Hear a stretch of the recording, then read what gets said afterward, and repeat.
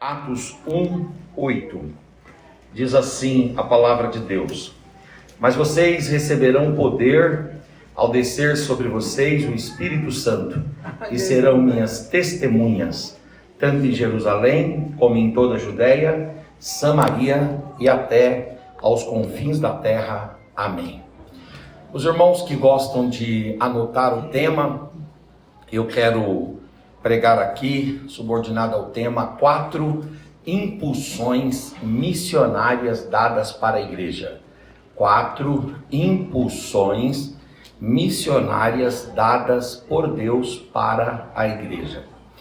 E eu quero começar dizendo para os irmãos que esse texto de Atos 1:8 está dentro de um dos livros mais bonitos da Bíblia, o livro de Atos dos Apóstolos. E esse livro de Atos dos Apóstolos, ele foi escrito por Lucas.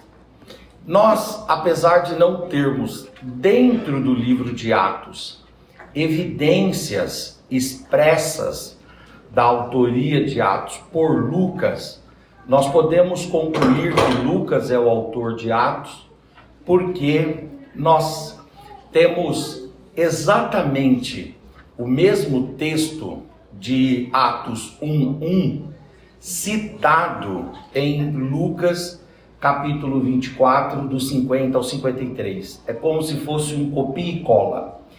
Nós lemos Lucas 24, 50 a 53, e a continuidade natural é Atos 1:1. Uma segunda evidência de Atos ser um livro de Lucas é que a partir do capítulo 16 de Lucas, o autor, a partir do capítulo 16 de Atos, o autor, que é Lucas, ele se inclui nas narrativas, porque ele passa a usar a primeira pessoa no plural, nós.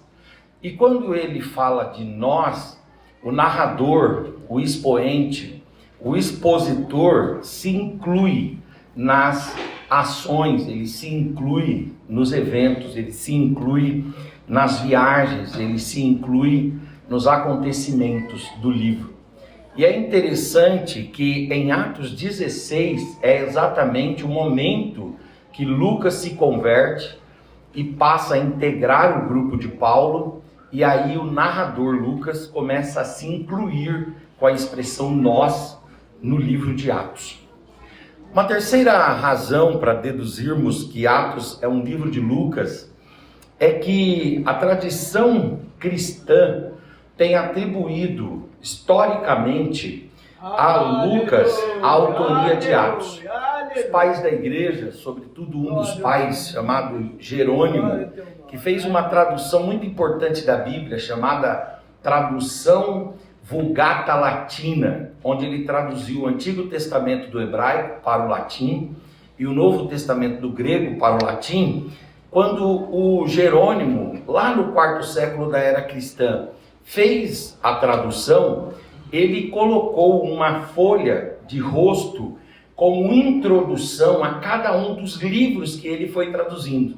E quando ele colocou essa folha de rosto no livro de Atos, ele deixou claro que Atos é um livro de Lucas. Então podemos com tranquilidade dizer que Lucas, companheiro de Paulo, médico amado, é o autor de Atos. Atos também tem uma outra coisa muito interessante, que ele foi escrito provavelmente entre o ano 60 e o ano 64 depois de Cristo. E por que nós podemos deduzir que ele foi escrito entre o ano 60 e 64 depois de Cristo?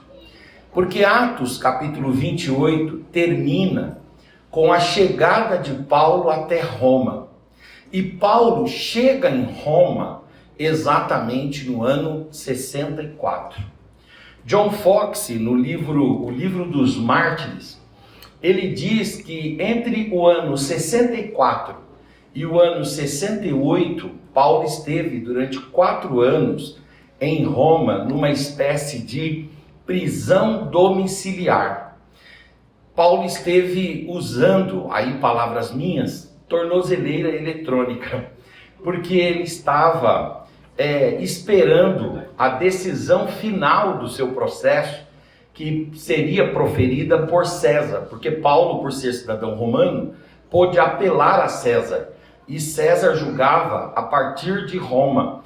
Só que o sistema judiciário de Roma era tão assoberbado como o nosso sistema judiciário. Esses dias eu estava tendo uma das aulas lá no curso de mestrado, e um dos professores, ministros do STJ, estava falando que no Brasil, atualmente, 2025, nós temos 89 milhões de processos em curso. 89 milhões de processos em curso. É muito processo. É muito processo. Tem varas que tem 9 mil processos, 10 mil processos e assim sucessivamente. A minha filha, ela é estagiária aqui no Alphaville, numa das varas federais, e na vara que ela é estagiária, está só estagiando lá, a juíza que ela auxilia toma conta de 6 mil processos. É muito processo. 89 milhões de processos. É por isso que os processos duram bastante tempo. Esses dias resolveram um processo aí da princesa, da Imperatriz Leopoldina, e foi interessante que ele durou 132 anos. Então Paulo, ele estava esperando César ter uma sessão com ele, uma audiência, e ele esperou 4 anos. Como ele não podia ficar naqueles 4 anos preso, recluso no sistema penitenciário e prisional romano, foi dado a ele um benefício por ser cidadão romano de aguardar o julgamento final do seu recurso numa prisão domiciliar, e ele ficou preso. Interessante que quando a gente lê Romanos 1, nós vemos que Paulo diz para os irmãos de Roma que ele, quando chegasse a Roma, queria que os irmãos de Roma auxiliassem, que ele fosse até a Espanha para pregar o evangelho lá na Espanha. Pela misericórdia de Deus, irmãos, agora eu sou um pregador internacional. E ano passado eu tive a oportunidade de ir a Portugal, fazer uma série de pregações lá. Aí eu voltei ao Brasil, depois eu fui para a Espanha e fiquei ali estudando, mas também pregando lá. E uma coisa que me chamou a atenção é que mesmo numa Europa e numa Espanha pós-cristã, nós vemos ali as marcas do evangelho. É muito comum você ter lá o símbolo da cruz, é muito comum você ter a Bíblia, e é muito comum você ter muitas igrejas lá. E tudo isso começou com Paulo, quando entre o ano 64 e o ano 68, ele teve a oportunidade, apoiado pelos irmãos de Roma, de chegar até a Espanha e levar o evangelho ali na Espanha. Então, Atos, ele é construído, Atos, ele é escrito, ele é composto entre o ano 60 e o ano 64, porque é exatamente no fim de Atos, capítulo 28, que Paulo chega em Roma, e Paulo chega em Roma no ano 64. Uma outra coisa interessante é que, qual foi o lugar da composição de Atos? Aonde Atos foi escrito? Se nós olharmos para o padrão das outras cartas e dos outros livros neotestamentários, nós vamos ver que eles sempre são escritos a partir de um ponto fixo, diferente de Atos. Todos os comentaristas, mesmo aqueles que foram comentando Atos ao longo da história, vão dizer que Atos, diferente de outros livros que foram escritos em um lugar fixo, para um povo fixo, Atos ele foi escrito enquanto os eventos iam acontecendo. Então, uma parte de Atos foi escrita em Antioquia, uma parte de Atos foi escrita em Jerusalém, uma parte de Atos foi escrita em Cesareia, uma parte de Atos foi escrito em Roma. Atos foi sendo composto. Eu me lembro que quando eu dava aula no ITEB, isso há muitos anos, talvez algum irmão aqui lembra do estudo que a gente tinha lá? Uma das matérias chamava Atos e Missões. E lá, na matéria que o ITEB trazia, não sei exatamente quem foi o comentarista daquela matéria específica, mas eu me lembro que o comentarista da apostila, da revista, ele dizia que Atos dos Apóstolos foi escrito por Lucas como uma forma de defesa do apóstolo Paulo. E essa defesa não foi construída de forma estanque, mas foi sendo construída ao longo do tempo em que Lucas foi andando com Paulo. A verdade é que Atos foi composto 28 capítulos. Quem é o destinatário do livro de Atos, dessa proeza e dessa obra-prima que Lucas escreveu? O destinatário é um sujeito que tem o nome de Teófilo. E esse Teófilo, ele recebe, ao que nós vemos, tanto o livro de Lucas quanto o livro de Atos. E o que significa a palavra Teófilo? Teófilo é a junção de duas expressões gregas, Theos e Filéu. E Theos quer dizer Deus e Filéu quer dizer amor. Theos, Filéu quer dizer aquele que ama a Deus ou aquele que desfruta do amor de Deus. Teófilo é um bom nome para a gente dar aos nossos filhos. Nesse tempo de minimalismo nos nomes, a gente não coloca Teófilo, mas muita gente tem colocado Theo. E Theo pode ser tanto de Theos quanto de Teófilo. É um bom nome. Se você não tem um nome para o seu filho, está aí um bom nome. Em certa medida, todos nós somos Teófilos. Por quê? Porque todos nós desfrutamos do amor de Deus. Mas nós não somos Teófilos no sentido de desfrutarmos do amor filéu de Deus. Porque na cultura grega, o amor filéu é o amor mais básico. O amor filéu é o amor elementar. O amor filéu é o amor essencial. O amor filéu é o amor comum. É o amor que se diz, eu amo água. É o amor que se diz, eu amo café. Nesse tempo de café caro, é bom rediscutirmos esse objeto de amor nosso, né? Eu amo café, mas eu tenho, né, reservado um pouquinho mesclado com chá, com chocolate, com outras coisas, porque o café tá caro. Mas esse eu amo café é o amor filéu, é o amor básico. Eu amo livro. Eu amo esse carro, eu amo viajar para esse lugar. É o amor corriqueiro, é o amor comum. O amor de Deus por nós não é o amor filéu. O amor de Deus por nós é o amor ágape.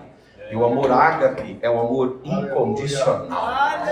Nós somos teófilos, mas não porque somos alvos do filéu de Deus ou do amor comum de Deus. Nós somos teófilos no sentido de sermos alvos do amor incondicional, maravilhoso e extraordinário de Deus. Qual é o tema do livro de Atos?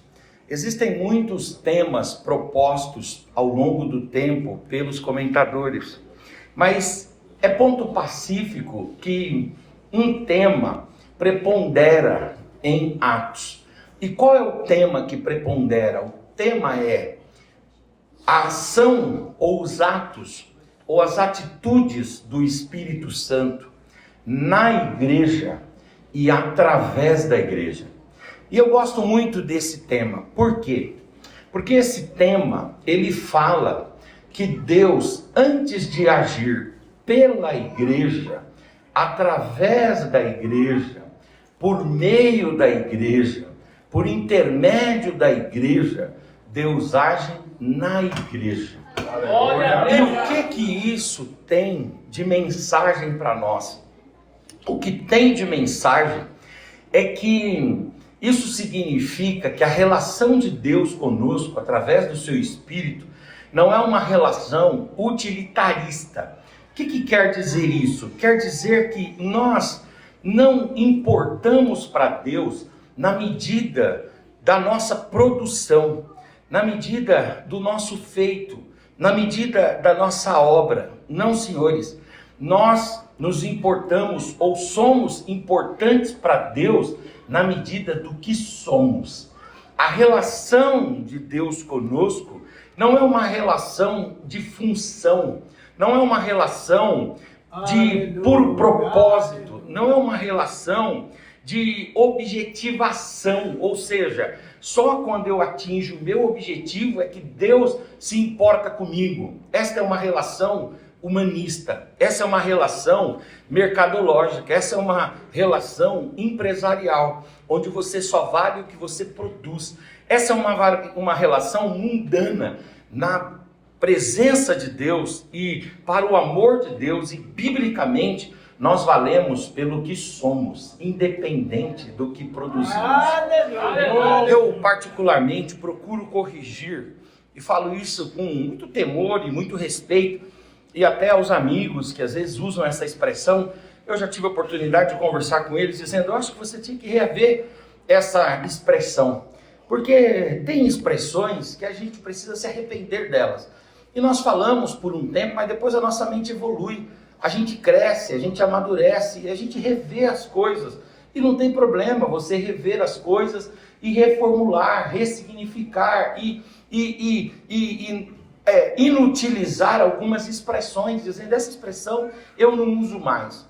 Uma das expressões que eu já usei muito e que eu não uso mais é a expressão de que se você não serve para servir, você não serve para nada. Essa expressão não é bíblica, essa expressão não é evangélica, essa expressão não é cristã.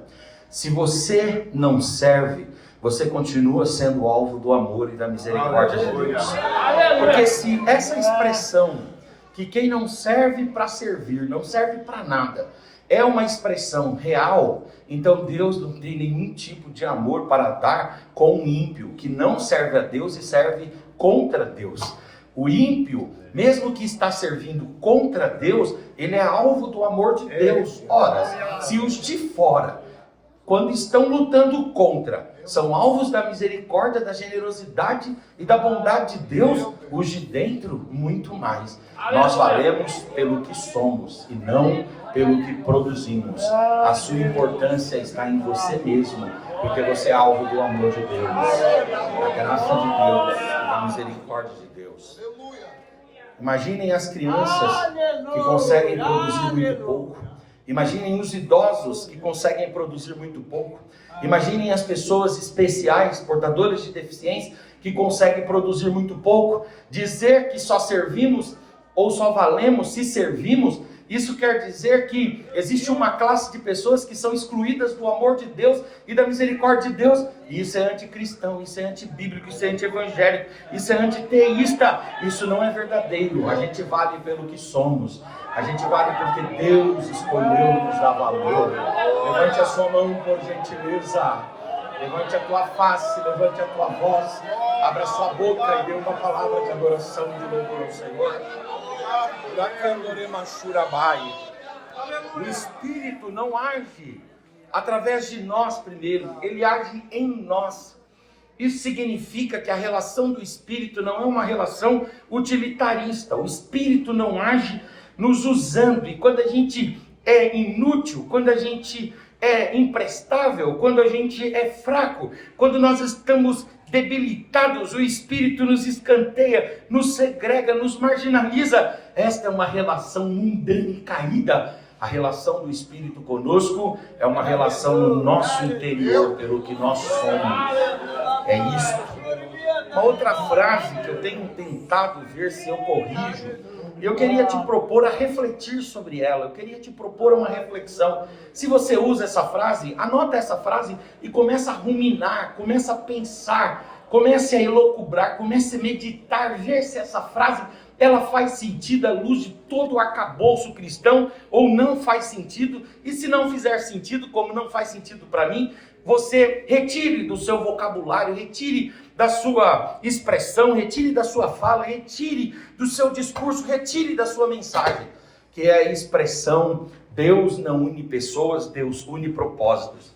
Essa expressão, para mim, ela não tem nada a ver com as Escrituras, ela não tem nada a ver com a Bíblia, porque se eu disser que Deus une propósitos acima da união de pessoas, então eu estou colocando o propósito, a finalidade, eu estou colocando a produtividade, eu estou colocando o objeto, Eu estou colocando o resultado acima das pessoas.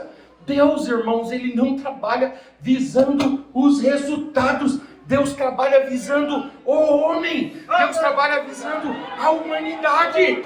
Deus une pessoas. E aí, através destas pessoas, Deus estabelece projetos. Deus estabelece planos. Deus estabelece objetos. E Deus estabelece propósitos.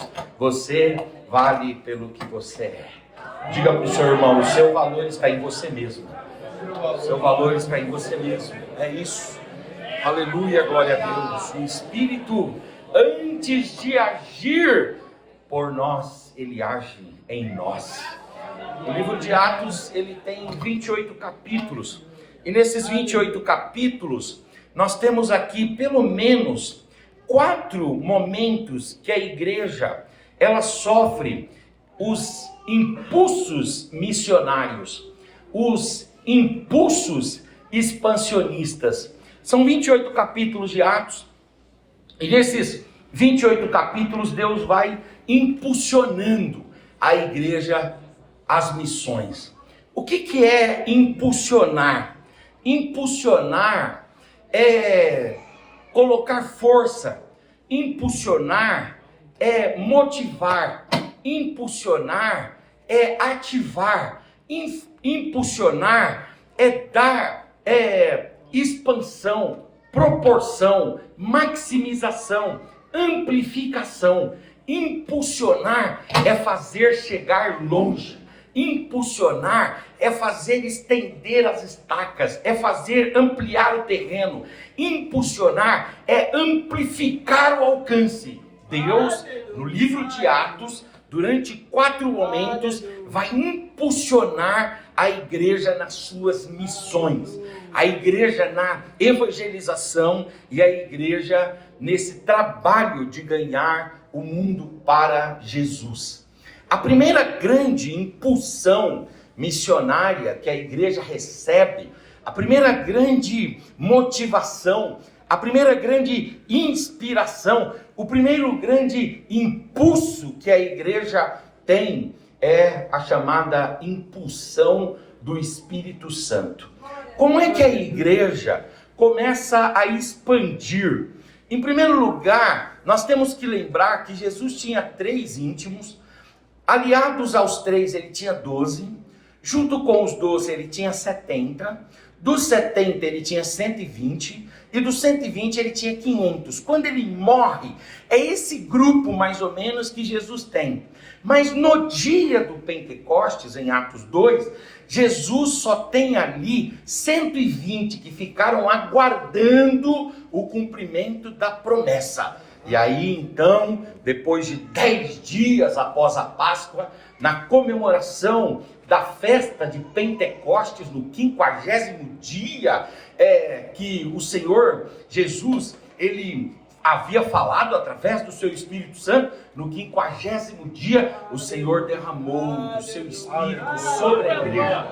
Aí o Espírito veio e os irmãos foram revestidos de poder de Deus, foram revestidos de graça de Deus, foram revestidos de autoridade, falaram noutras línguas, expressaram dons, maravilhas, houve profecias e revelações entre eles. Foi uma coisa magnífica. Mas qual foi o resultado desse impulsionamento?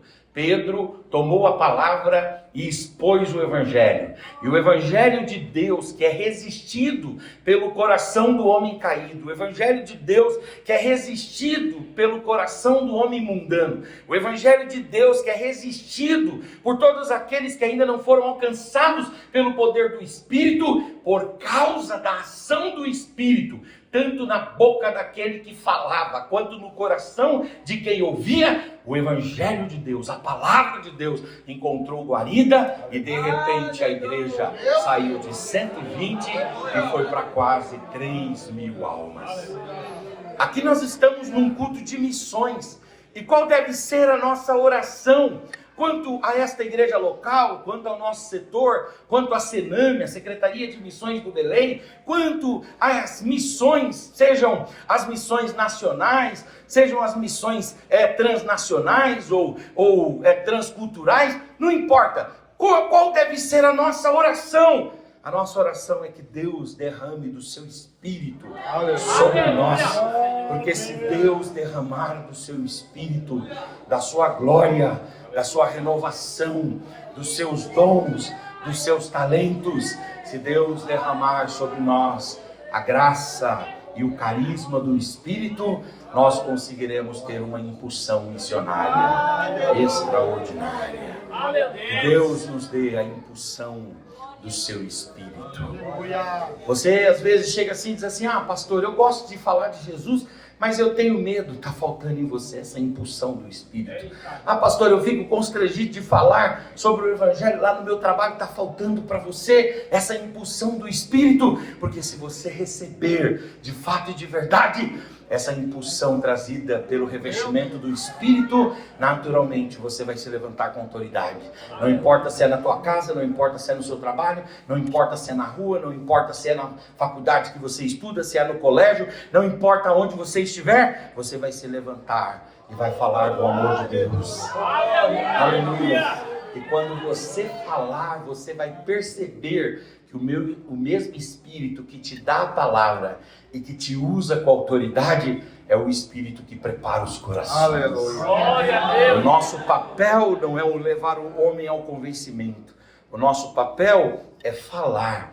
E é papel do Espírito convencer. Que Deus impulsione a sua igreja nessa última hora com a impulsão do Espírito. Agora a igreja vai receber uma segunda impulsão missionária, uma segunda motivação, uma segunda inspiração. Essa está em Atos capítulo de número 7. E essa não é tão boa, mas é a chamada impulsão pelo sofrimento e pela dor. O sofrimento e a dor, por incrível que pareça, eles geram crescimento da igreja. A igreja, quando está em paz, parece que ela mitiga-se, parece que ela se apequena, parece que ela encolhe, parece que ela diminui. Mas quando a igreja está entrincheirada, quando a igreja está sendo enfrentada, quando ela está pressionada, há uma graça de Deus que desce sobre os irmãos, e os irmãos ganham autoridade e vão trabalhar para o Senhor, e Deus faz a igreja crescer. O que aconteceu em Atos 7? A igreja estava boa em Atos 7, porque eles já haviam expandido bem em Jerusalém, e eles estavam satisfeitos em Jerusalém, eles estavam tranquilos em Jerusalém. Aí Deus falou: mas eu não quero que vocês fiquem tranquilos em Jerusalém, eu quero que vocês expandam por toda a Judéia, Samaria, até os confins da terra. E a igreja insistindo, cultos gostosos, cultos alegres, poder de Deus descendo na igreja, estava bom, já tinha muita gente, havia simpatia dos cristãos, quanto aos cristãos e dos cristãos para os de fora também, estava tudo bem. Mas o Senhor disse: eu sei, mas vocês estão fazendo igual, vocês estão fazendo igualzinho os construtores da Torre de Babel. Qual foi o problema dos construtores da Torre de Babel? É que Deus tinha falado: eu quero que vocês cresçam, que vocês se multipliquem, que vocês encham a terra. E qual é a ideia do construtor da Torre de Babel, que é o Nimrod? Vamos formar toda a civilização humana numa torre. Aí Deus diz: não é esse o plano, não é esse o projeto. Eu não quero o meu povo concentrado, eu quero o meu povo expandido, espalhado, aonde tiver 1 metro quadrado de terra, e até além da terra, no mar, no ar, lá no espaço. Eu quero o meu povo lá, dando glória ao meu nome, dizendo meu nome, adorando meu nome. Em Números, capítulo de número 12, Deus fala através de Moisés: e a glória do Senhor encherá toda a terra. Vamos repetir isso no 3, 1, 2, 3. E a glória do Senhor encherá toda a terra. Mais uma vez, 1, 2, 3. E a glória do Senhor encherá toda a terra. A glória de Deus precisa encher a terra. Toda monopolização é errada. Aleluia. Toda restrição é errada. quando você diminui, quando você restringe, quando você monopoliza, quando você domina, quando você circunscreve, quando você limita, você não está trabalhando a favor daquilo que Deus orientou, você está trabalhando na contramão de Deus. É por isso que a igreja de Jerusalém estava muito boa, mas Deus permitiu uma perseguição terrível, que foi contra o Estevão. E qual foi o resultado daquilo? O Estevão morreu apedrejado. E quando a igreja viu um grande erudito, o Joe Swindon, ele fala que Estevão, ele tinha as mesmas capacidades de Paulo. E talvez ele fosse maior do que Paulo, ele tinha maior preparo até do que Paulo. Quer dizer, um homem extraordinário. Mas Deus permitiu que ele morresse apedrejado. Aos olhos de todos. Para quê? Para que houvesse lá o que está escrito no finalzinho do capítulo 7. Então o povo de Deus dispersou-se por toda a terra. Quando a gente não quer sair, Deus dá um jeito de nos tirar. E às vezes Ele nos surpreende com dores, com sofrimentos, com angústias. Mas essas angústias não são para o mal, elas são para o bem. Esses sofrimentos não são para o mal, são para o bem. E aí quando é em Atos 8, Filipe chega em Samaria. E o evangelho toma Samaria. E um dia Filipe está no caminho de Azoto. E quando ele chega lá, ele encontra o etíope, africano, servo da rainha Candace, lá da Etiópia, tesoureiro da rainha. E o homem está lendo o livro de Isaías. E Filipe, que estava lá na igreja de Jerusalém, se dependesse de Filipe, ele estava o tempo todo na igreja de Jerusalém. Mas Deus falou assim: não, Filipe, vai ter alguma coisa aqui para tirar vocês estão se movimentar. Tem gente passando lá em Azoto, lá no deserto, e precisa ter gente lá, rapaz. Tem que ter gente lá. Ele estava lá, o homem estava lendo o texto. Vocês lembram do texto? Ele lia o texto de Isaías e ele buscava alguém que pudesse ensinar para ele, e não tinha. A igreja às vezes ela se fecha, a igreja às vezes ela se circunscreve. Aqui está muito bom, esse ambiente é aconchegante, esse ambiente é gostoso, porque a gente gosta dos irmãos aqui, a gente aprende a conviver, até com as diferenças a gente passa por cima e aprende a conviver. Esse ambiente é uma delícia, mas de vez em quando Deus chacoalha a figueira, Deus chacoalha a igreja. Aleluia. E isso, o resultado disso não é para o mal, o resultado disso é para a expansão, para o crescimento. Eu congregava numa igreja lá na Assembleia de Deus, Ministério do Madureira, antes de eu vir congregar no Belém. Lá em idos de 2006, mais ou menos, isso aconteceu. Eu congregava numa igreja lá em Carapicuíba, chamada Santa Terezinha, a congregação. E ela era uma sede de regional lá. E é interessante que nós tínhamos uma jovem lá, e a jovem tinha 19 anos. E aconteceu uma coisa tremenda. E Deus começou a falar na igreja que Ele queria a movimentação da igreja. Ele queria a igreja expandindo, Ele queria a igreja crescendo. E a igreja não despertava. E Deus foi levantando profetas e pregadores e falando. E a igreja não despertava. Essa menina com 19 anos, casada com um dos irmãos lá, que inclusive era professor de escola dominical. Terminou a escola dominical, a gente foi tomar o café da escola dominical. Terminamos de tomar um café, estava ela, o esposo e uma bebezinha recém-nascida de 1 ano só, essa bebezinha. E aí ela estava lá, a menininha, e a gente foi tomar café. E como a igreja era pequena, do lado de fora a gente tomava café e sentava na calçada. E ela foi sentar na calçada. Ela estava lá, sentada na calçada. De repente ela com 19 anos, casada, mãe da bebezinha, colocou a mão no peito assim, disse: eu estou sentindo uma dor. Ela caiu, o café caiu, ela teve um infarto fulminante na porta da igreja. Ela morreu. O Senhor a retirou de nós. Foi um baque terrível. A igreja passou por um luto durante uns meses, mas foi impressionante como os jovens despertaram. Foi impressionante como Deus entregou uma mensagem para aquela igreja. Aleluias, eu quero que vocês trabalhem. Eu quero que vocês coloquem as mãos no arado. Eu quero que vocês expandam a minha obra. Lamachura bacana na mãe. Oh glória, eu estou sentindo a presença de Deus aqui. Aleluia, aleluia. Em Atos dos Apóstolos, a gente não pode rasgar esse texto. Tem essa mensagem, essa verdade. Deus impulsiona a igreja através do sofrimento e através da dor. A minha sobrinha Amanda, ela trabalhou muito, guardou um dinheirinho e ela foi para fazer um tour na Europa. Olha só que legal. Aí ela tá lá esses dias ela mandou uma foto para mim lá do Coliseu Romano. Eu até postei isso daí, não sei se alguém viu.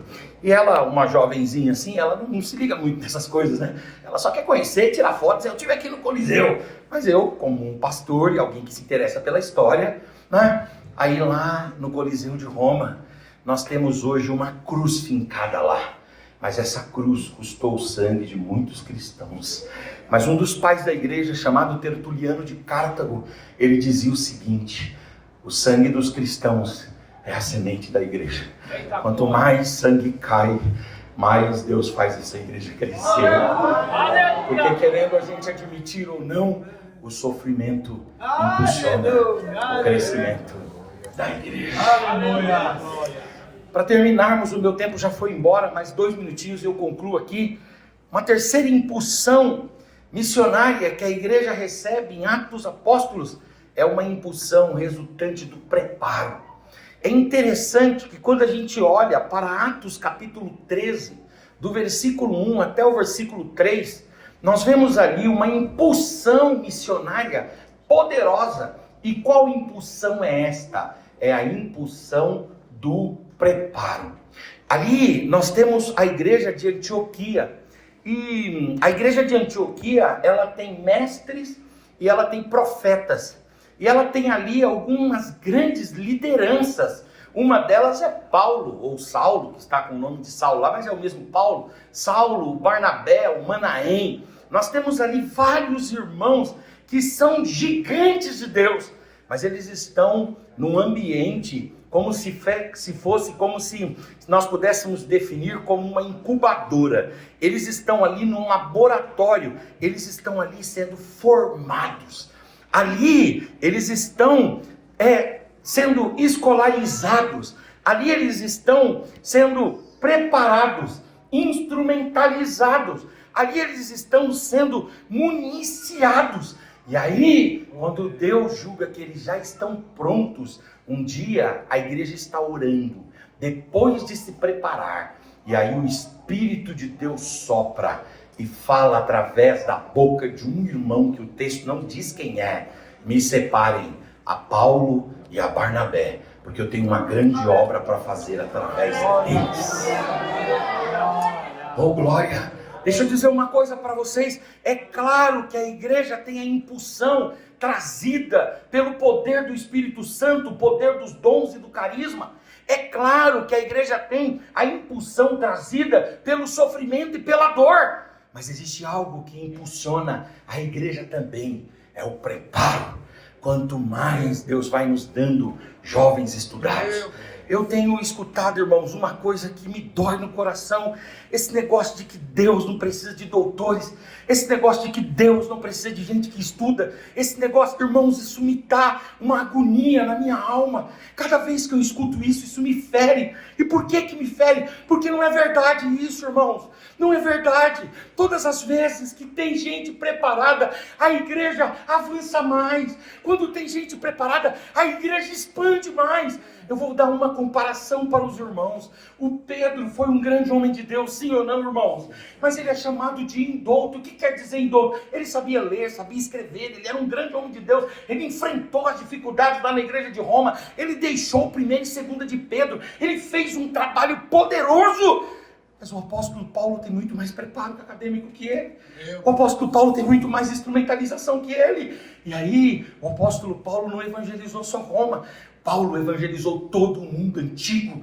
Paulo deixou 14 cartas. E Paulo é o grande doutrinador da igreja. Pelo amor de Deus, dizer que Deus não quer que a gente se prepare, não quer que a gente estude, não quer que a gente leia, não quer que a gente enfrente a faculdade. Isso é uma coisa antibíblica, irmãos. Deus quer que vocês vão para a escola mesmo, façam faculdade mesmo, estudem mesmo e ocupem os espaços. Aleluia, que alguém diz assim, ele não é para um crente estar aí, eu digo é para o crente estar lá. E lá ele ser uma luz, lá ele ser uma referência, e lá ele ser a voz de Deus e o sal, que salga de fato e de verdade.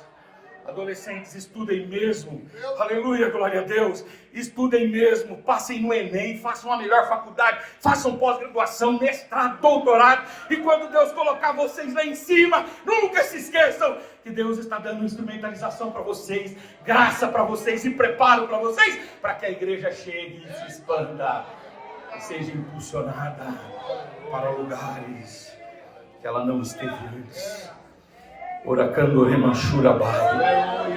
Orecandaramai. Levante a sua mão por gentileza. Talvez você diga assim, pastor, enquanto a mim, eu não tive tempo de me preparar, pastor. Enquanto a mim, eu não tive oportunidade. Enquanto a mim, eu não tenho todo esse cabedal. Eu quero dizer para você que a graça de Deus, ela te completará. O poder do Espírito preencherá as suas lacunas. E a bênção de Deus estará sobre você. E mesmo você que às vezes não teve todo o preparo, será usado poderosamente na mão de Deus e na mão de Deus. Na mão de Deus. Fala para o seu irmão, se prepara, diga, se prepara. Oh glória, se prepara. Você não sabe aonde Deus vai te levar. Se prepara, se instrumentaliza, leia, estude. Aleluia, procure ocupar espaços. Por quê? Porque quando você ocupa esses espaços, a presença de Deus chega ali. A glória de Deus vai enchendo toda a terra. Em nome de Jesus. Oh glória, oh glória. É claro que nós não temos uma dependência da construção humana, do intelecto humano. É natural que não.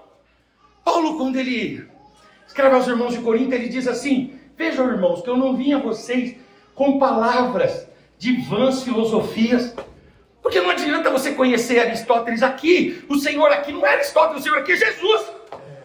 Não adianta você conhecer Platão, o Senhor aqui não é Platão, é Jesus, rapaz. Ah, mas eu fui alfabetizado e formado aos pés de Gamaliel. Mas eu considero tudo isso como refúgio, porque para mim a maior de todas as virtudes é conhecer Jesus. É conhecer Jesus. É conhecer Jesus. Deus vai dar oportunidade de vocês estudarem, jovens. Deus vai dar formação para vocês, jovens.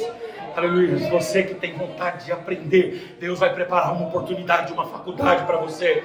Você que tem a oportunidade de expandir o seu conhecimento, Deus vai ampliar o seu conhecimento. Deus vai te dar graça para que Ele possa te usar. Ele possa te usar ainda mais, ainda mais, ainda mais, ainda mais, ainda mais, ainda mais, ainda mais. Alguém fala assim, alguém diz assim: não precisa ser preparado, porque o simples Deus usa. A mentalidade tem que ser outra. A mentalidade tem que ser o seguinte: se Deus usa esse indivíduo sem preparo, imagina se ele fosse preparado. Se ele é uma biribinha, se ele é uma biribinha, meu amigo, se ele tivesse preparo, ele seria uma bomba nuclear, meu amigo.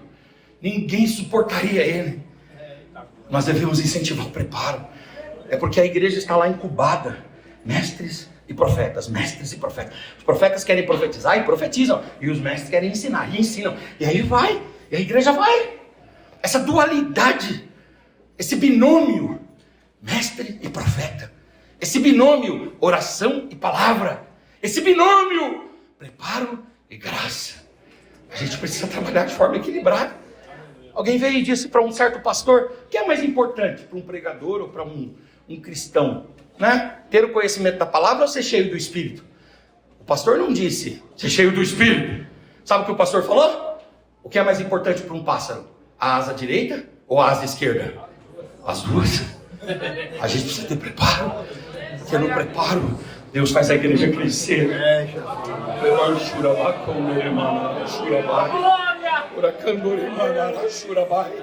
Aleluia. Se você vê alguém estudando, incentiva mesmo, motiva mesmo, e diz: vai mesmo, meu filho, vai mesmo, porque aonde, aleluia, eu não pude chegar, você vai chegar. Aleluia. Aonde eu não tive voz, você vai ter voz, e lá você vai ser a voz de Deus naquele lugar. Lá Deus vai te usar poderosa, gloriosa e ricamente naquele lugar. Eu estou sentindo a presença de Deus aqui. Oh glória, há um novo tempo de Deus para nós. Eu acredito nisso. Há um novo tempo de Deus para nós, onde nós vamos conciliar, aleluia, essa graça e o conhecimento da palavra. Os dois têm que andar juntos. Nada pode ser ignorado, nada pode ser olvidado, nada pode ser desprezado. Aleluia. E aí, Deus tem um último impulso para a igreja. Ele tem um impulso do Espírito Santo. Ele tem um impulso do sofrimento. Ele tem um impulso do preparo. Mas ele tem um impulso também de um chamamento e de um grito mundial. Eu quero dizer para você que quando chegou no ano 70 da era cristã, por causa do movimento dos zelotes, que toda hora mobilizava o povo contra Roma, o Marechal Tito, que era general das tropas romanas, a mando do imperador Vespasiano, irritado com Israel, irritado com os moradores de Jerusalém, ele invadiu Jerusalém. No ano 70 ele invadiu Jerusalém. E é interessante porque a morte de Estevão fez a igreja expandir-se, mas na periferia, na região periférica, no perímetro, na borda. Mas o que aconteceu no ano 70 foi que o Marechal Tito e as suas tropas, as suas legiões, massacraram os judeus no ano 70. O Joséfo diz que foram levantadas 1000 cruzes. 1000 cruzes levantadas em linha reta. Assim. 1000 cruzes. Um período de carneficina e de morte. Os judeus foram diasporados, espalhados pelo mundo. E no meio dos judeus, muitos cristãos, servos de Deus, foram espalhados pelo mundo. Os judeus criaram colônias no mundo. E os cristãos criaram colônias no mundo. E lugares do mundo onde nunca tinha sido acesa a luz do Evangelho. Por causa, aleluia, da diáspora e dessa necessidade mundial, Deus fez a luz do Evangelho ser acesa. Vocês sabiam? O Brasil ele é fundado quando? Descoberto, né?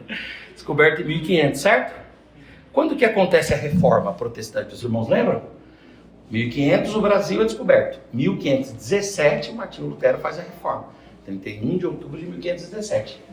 Quando dá mais ou menos 1550, começam a chegar os primeiros protestantes aqui no Brasil. E por que os primeiros protestantes vieram para o Brasil? Eles não vieram fazer missões no primeiro momento. Eles vieram fugidos de uma perseguição da Inquisição católica lá na Europa. Então eles saíram da Europa e eles chegaram no Brasil. E quando eles chegaram no Brasil, fugidos, diasporados, espalhados, eles encontraram aqui portugueses, católicos, ultracatólicos, encontraram povos primitivos, indígenas, que estavam aqui praticando suas religiões tribais, xamanistas, um espiritismo indígena, um espiritismo xamanista, estavam aqui, encontraram os negros, encontraram os africanos com as religiões espíritas de matrizes africanas, e nesse ambiente aqui, aqueles diasporados levantaram a bandeira do Evangelho e acenderam a luz do Evangelho. Depois o Brasil passa por uma hibernação. E quando o Brasil passa por uma hibernação, Deus manda uma crise financeira na Suécia. Se você olhar a história do Daniel Berg e Gunnar Wingre, sabe por que eles saem da Suécia? Eles saem da Suécia porque a Suécia estava numa crise econômica terrível. Aí eles foram para os Estados Unidos. Nos Estados Unidos eles estavam trabalhando, mas frequentaram os grandes congressos pentecostais. Deus os encheu do Espírito Santo e os mandou para cá. E começou a Assembleia de Deus. A igreja é impulsionada pelo Espírito, é impulsionada pelo preparo, é impulsionada pela dor, mas ela é impulsionada também por essa necessidade mundial. O mundo clama, e de alguma forma Deus nos enviará ao mundo.